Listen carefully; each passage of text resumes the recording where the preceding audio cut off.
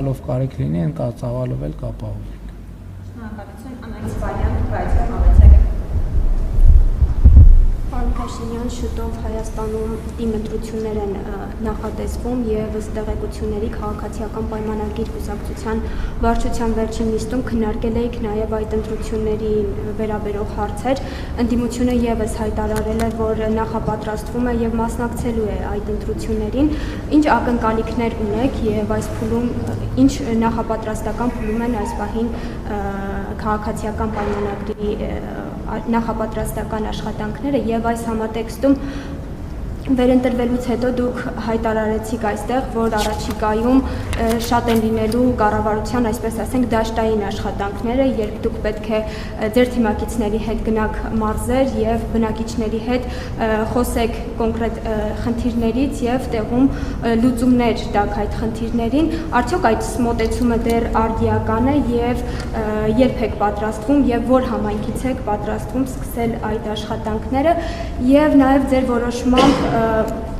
ստեղծվել է զինված ուժերում ինքնասպանությունների կանխարգելման միջգերատեսչական հանձնաժողով, ինչ ակնկալիքներ ունեք այդ հանձնաժողովի աշխատանքներից եւ ինչ ժամկետներում։ Երամսյաց ժամկետը սահմանված, որ առաջարկություն տրվի, առաջարկություններ տրվին, ցավոք երեք նույնպես չգիտեմ հրապարակվել է թե չէ, էլի բանակում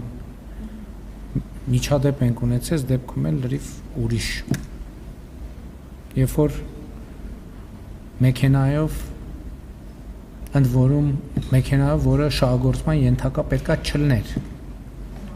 վրաերթ են ենթարկվել զինվորներ, որոնցից մեկը ցավոք զոհվել է։ Եվ այս դեպքն էլ է նրա մասին, թե մեր խնդիրները ինչ համակարգային նշանակություն ունեն։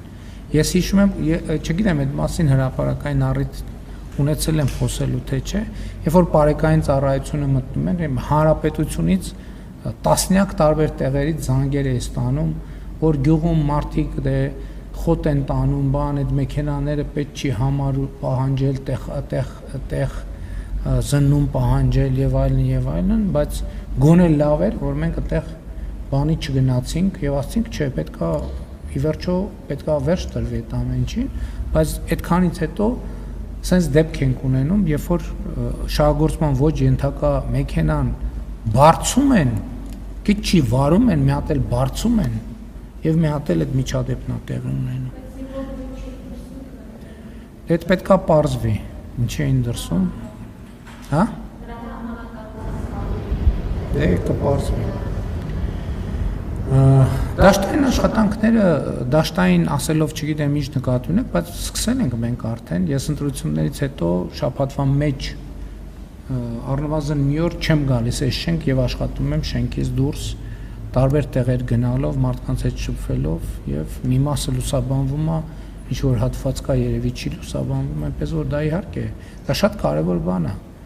Նաեւ սկզբունքային է, որ մենք այդ շարունակելու ենք։ Թիմ ընտրություններին ինչ ակնկալիք են ունենում։ Մենք միայն նախորդ նիստին չենք քննարկել։ Նախորդին էլ են քննարկել, նրան էլ հաջորդին էլ են քննարկելու, ենթադրում եմ մյուսին էլ։ Ընտրություններից ակնկալիքը միշտ մեկն է, հնարավորինս հաջող հանդես գալ ընտրություններին։